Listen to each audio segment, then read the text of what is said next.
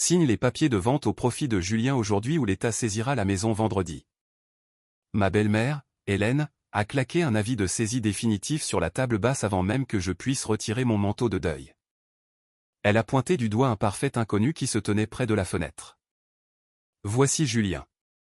C'est le fils caché de ton père et c'est le seul acheteur disposé à payer la dette instantanément pour sauver l'honneur de la famille.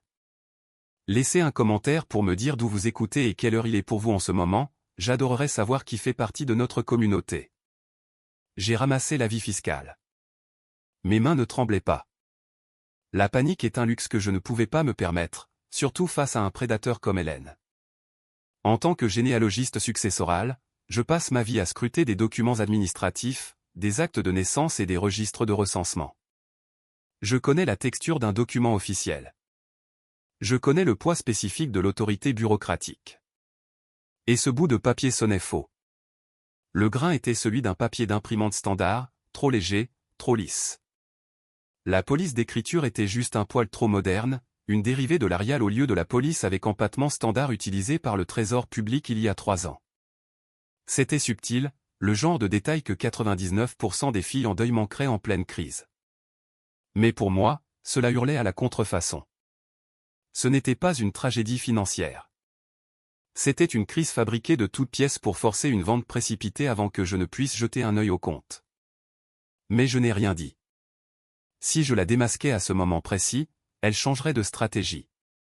Elle prétendrait que j'étais froide, que je me souciais plus des détails techniques que de la dernière volonté de mon père de prendre soin de son fils. Elle utiliserait ma logique comme preuve de mon insensibilité. Alors, j'ai joué le rôle qu'elle avait écrit pour moi. J'ai laissé mes épaules s'affaisser. J'ai laissé ma voix trembler juste assez pour paraître brisée. Je l'ai regardée, les larmes aux yeux, mais sans les laisser couler. J'ai demandé pourquoi papa ne m'avait pas parlé de cette dette.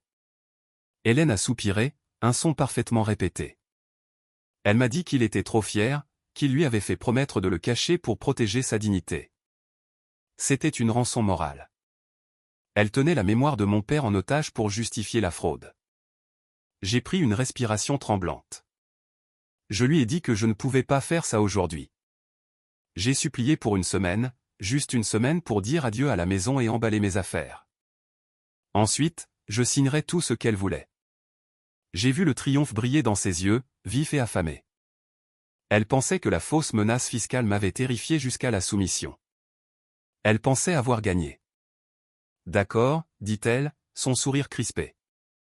Une semaine, mais pas un jour de plus. Je suis sorti de cette pièce la tête basse, l'air vaincu. Mais dès que les lourdes portes en chêne se sont refermées derrière moi, mon esprit a changé de vitesse.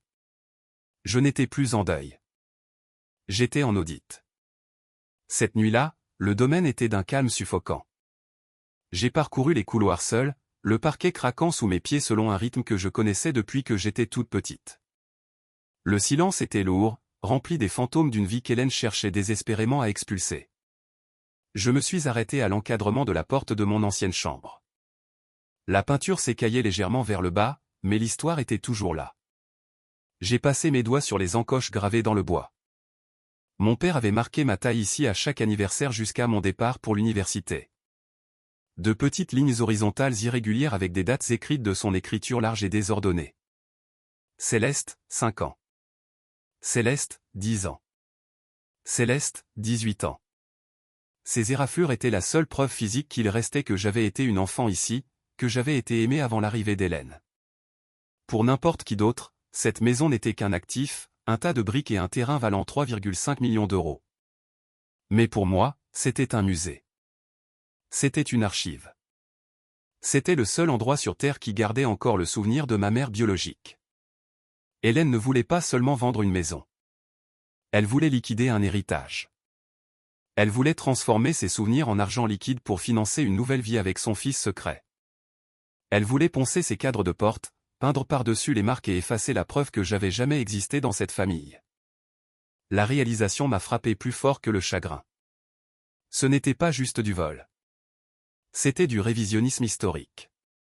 Je me suis tenu dans le couloir sombre, mes mains couvrant encore la marque de mon 10e anniversaire, et j'ai fait un vœu à la maison elle-même. Je ne me bats pas pour des actifs. Je me bats contre l'effacement de l'héritage de mon père. Et je ne les laisserai pas te prendre. J'ai évité le bureau de mon père. Hélène aurait assaini cette pièce en premier, détruisant tout ce qui était compromettant. Au lieu de cela, je suis monté au grenier. Il faisait chaud, poussiéreux et rempli du genre de bric-à-brac que les gens oublient qu'ils possèdent. C'était là que vivait la véritable histoire. J'ai passé des heures à fouiller dans des cartons de déclaration d'impôts des années 90. Ignorant les araignées et la chaleur, je cherchais un motif, une anomalie, n'importe quoi qui ne collait pas au récit. Et puis je l'ai trouvé, une miette. C'était une boîte de chèques personnels annulés de 1995. Mon père était méticuleux avec ses dossiers. Je les ai feuilletés jusqu'à ce que je voie une série de chèques émis à l'ordre d'un hôpital spécifique dans un département rural reculé. La ligne mémo indiquait simplement frais médicaux. Hélène, c'était impossible. Hélène prétendait n'avoir rencontré mon père qu'en 2005. Pourquoi payait-il ses factures médicales 10 ans plus tôt? Et pourquoi dans un département à 3 heures de route? En creusant plus profondément dans la boîte de correspondance à côté, j'ai trouvé la réponse à une question qui me hantait depuis des années. Pourquoi papa avait-il arrêté d'appeler? J'ai trouvé des lettres de son ancien comptable, non ouvertes, des lettres de ses amis, interceptées, et des brouillons de lettres de lui à moi, se plaignant que je ne donnais jamais de nouvelles. Le piège de la triangulation. Je me suis assise sur le sol poussiéreux, réalisant l'ampleur de son opération. Hélène n'avait pas seulement volé son argent, elle avait volé sa réalité. Elle avait intercepté son courrier, filtré ses appels et l'avait nourri d'un régime constant de mensonges selon lesquels tout le monde l'avait abandonné sauf elle. Elle avait créé un monde où elle était sa seule sauveuse, le rendant dépendant d'elle pour tout, même la vérité. C'est comme ça qu'elle lui a fait signer ses chèques. Elle n'a pas seulement imité sa signature. Elle a falsifié son consentement. J'ai pris une photo des chèques de 1995. Ensuite, j'ai utilisé mes identifiants professionnels pour accéder à la base de données de l'état civil. J'ai commandé une copie intégrale de tout acte de naissance de ce département rural pour cette année spécifique. En attendant les documents, j'ai tourné mon attention vers la menace immédiate, la dette fiscale. J'ai appelé directement le service de la publicité foncière. La femme au téléphone semblait s'ennuyer jusqu'à ce que je lui donne le numéro de parcelle. Elle a confirmé que les taxes foncières du domaine étaient payées intégralement. Il n'y avait aucune hypothèque. Il n'y avait aucun avis de saisie. Je l'ai remercié et j'ai raccroché, un sourire froid aux lèvres. L'avis était une contrefaçon complète. Ensuite, j'ai retracé la SARL Restauration Patrimoine à laquelle mon père avait soi-disant versé 1,2 million d'euros au cours des 5 dernières années. Hélène prétendait que c'était pour des réparations essentielles des fondations et de la toiture, mais en regardant autour de moi, je voyais de la peinture écaillée et des taches d'humidité. Aucun travail n'avait été fait. J'ai sorti les statuts de la société sur le greffe du tribunal de commerce. Le gérant n'était pas un entrepreneur. C'était Julien. L'adresse était une boîte postale dans une zone commerciale. Ce n'était pas une pension alimentaire. Ce n'était pas de la rénovation. C'était du détournement de fonds. Pur et simple. Pendant 5 ans, Hélène avait vidé les comptes de mon père, canalisant l'argent vers son fils via de fausses factures pour des travaux qui n'ont jamais eu lieu, et elle avait convaincu mon père de signer les chèques. Le coursier est arrivé 2 jours plus tard avec une enveloppe recommandée. Mes mains étaient froides en l'ouvrant. C'était la copie intégrale de l'acte de naissance de ce département rural. J'ai scanné le document, mes yeux se posant sur les noms. Mère, Hélène Valois, père, inconnu. Date de naissance, 12 novembre 1995. Le nom sur le certificat n'était pas Julien. C'était un nom différent, mais la date correspondait parfaitement au chèque. Julien n'était pas le fils de Charles. Il était le fils d'Hélène issu d'une grossesse adolescente qu'elle avait cachée à tout le monde. Elle ne l'avait pas ramené à la maison pour qu'il se connecte avec son père. Elle l'avait ramené pour voler le reste de l'argent. Le test ADN qu'elle avait brandi aux funérailles était un accessoire. L'histoire de la dernière volonté de mon père était un mensonge. Ce n'était plus un litige d'héritage. C'était du vol qualifié et de l'escroquerie. J'ai compilé le dossier, l'acte de naissance, le faux avis fiscal, les statuts de la SARL, les chèques annulés. J'ai tout mis dans une pile soignée. Le piège était tendu. La semaine était écoulée. Hélène n'a pas perdu de temps. Elle a organisé une réception commémorative somptueuse au domaine. Elle a appelé ça un hommage à mon père, mais tout le monde dans la salle savait ce que c'était vraiment. Un tour d'honneur, une cérémonie de signature. L'allée incurvée était remplie de voitures de luxe. Des avocats, des partenaires commerciaux et l'acheteur au comptant, un magnate de la tech associé à Julien, étaient tous là, tournant comme des requins en smoking. Le champagne coulait à flot, et l'air sentait le lys coûteux et l'anticipation. Hélène se tenait sur une estrade dans la salle de bal, ressemblant en tout point à la veuve éplorée mais noble. Elle a prononcé un discours larmoyant sur la sauvegarde de l'honneur familial, sur les choix difficiles pour payer les dettes secrètes de mon père. La foule a tout gobé. Puis elle m'a fait signe. Elle a annoncé que je signerais le transfert de propriété, honorant la dernière demande de mon père de prendre soin de son fils. Elle a tendu le stylo et le micro. La salle est devenue silencieuse. Tous les yeux étaient braqués sur moi. Je suis monté sur l'estrade. J'ai pris le micro d'une main et le lourd stylo plume de l'autre. J'ai regardé la foule, puis l'acheteur, et enfin Hélène. Ses yeux étaient durs, me mettant au défi de faire une scène. Je lui ai dit que j'étais prête à signer. Ma voix était amplifiée et stable. Mais puisqu'il n'y a pas de testament, ai-je expliqué, le notaire exige que nous clarifions la succession légalement. J'ai sorti un document de la poche de mon blazer. C'était une attestation sur l'honneur de filiation standard. Je l'ai placé sur le pupitre à côté de l'acte de vente. Je me suis tourné vers Hélène et Julien. Je leur ai dit qu'ils devaient jurer sous peine de parjure que Julien est le fils biologique pour recevoir les fonds. C'est juste une formalité pour satisfaire les assurances. Le notaire que j'avais engagé a hoché la tête sur le côté. Hélène a hésité une fraction de seconde. Elle a regardé Julien, puis la foule, puis l'acheteur attendant avec le chèque de 3,5 millions d'euros. L'avidité est un puissant aveuglant. Elle a pris le stylo. Elle a signé. Puis elle l'a tendu à Julien. Il a signé avec emphase. Le notaire l'a tamponné avec un bruit sourd et décisif. Le piège s'est refermé. Il venait de commettre un crime sur un registre public. Dès que le tampon du notaire a touché le papier, j'ai fait signe au technicien audiovisuel. L'image sur l'écran géant du projecteur derrière nous a changé. La photo hommage de mon père a disparu. À sa place, un scan haute définition d'un document est apparu. C'était la copie intégrale de l'acte de naissance. Le nom Hélène Valois brillait en haute définition à côté du mot mère. Le champ père était vide. La date de naissance était 1995. Une vague de confusion a traversé la foule. Puis la diapositive a changé à nouveau. Les vrais relevés fiscaux montrant un solde nul. Puis les fausses factures de la SARL Restauration Patrimoine affichées côte à côte avec le dossier d'entreprise de Julien. Je me suis retourné vers le micro. Tu n'as pas retrouvé un fils, Hélène, ai-je dit, ma voix coupant à travers les murmures comme un scalpel. Tu as embauché ton propre enfant pour voler mon père. J'ai disséqué la fraude calmement, point par point.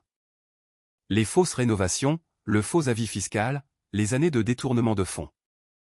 J'ai regardé la couleur quitter son visage.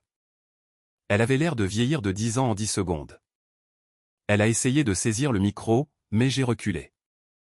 Tu voulais un héritage, ai-je dit à la salle silencieuse. Le voici. La police, qui attendait dans les coulisses le signal du parjure, s'est avancée. Les menottes ont cliqué sur les poignets d'Hélène en premier. Puis ils ont pris Julien. Margot, ma demi-sœur, restait figée dans la foule, regardant son avenir s'évaporer. Les invités étaient silencieux, horrifiés. Ce n'était plus un gala. C'était une scène de crime. Les sirènes se sont estompées au loin. Les derniers invités et l'acheteur frauduleux avaient fui, impatients de s'éloigner du scandale. Je suis resté seul au centre de la salle de bal, puis je me suis tourné et j'ai marché vers le bureau de mon père. La maison était calme. Les lourds rideaux de velours étaient tirés. Bloquant le chaos du monde, je me suis versé un verre de son vin rouge préféré. Je me suis assise dans son fauteuil en cuir. Le matériau craquait encore comme dans mes souvenirs d'enfance. Pour la première fois depuis des mois, l'air de la maison ne semblait pas lourd. Le domaine était en sécurité. L'histoire était préservée. La branche toxique avait été élaguée. Hélène risquait 10 ans pour fraude, détournement de fonds et faux et usage de faux. Julien était en garde à vue. Et Margot, ma demi-sœur, se tenait dans l'allée alors que les voitures de police s'éloignaient, en faillite et humiliée, réalisant que sa vie facile venait de heurter un mur de briques.